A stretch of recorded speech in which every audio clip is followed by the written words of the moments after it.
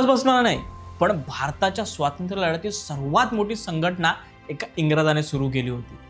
होय मित्रांनो, Indian national काँग्रेसची स्थापना केली होती A.O. ह्युमे या इंग्रज अधिकाऱ्याने. का?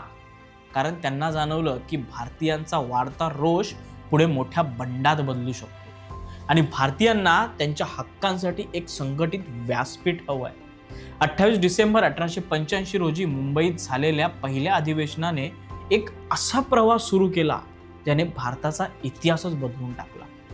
नरमपंथ्यांची संयमाची लढाई, गरमपंथ्यांची ज्वाला, गांधींचा शांततेतून पेटणारा क्रांतीचा मार्ग, हे सर्व एकत्र येऊन तयार झाला स्वातंत्र्याचा महामार्ग. पूर्ण रोमांचक कथा जाणून घ्यायची आहे का? मग आमच्या पुस्तकालयावरील हा भाग नक्की पहा आणि आमच्या चॅनलला सबस्क्राईब करून ठेवा.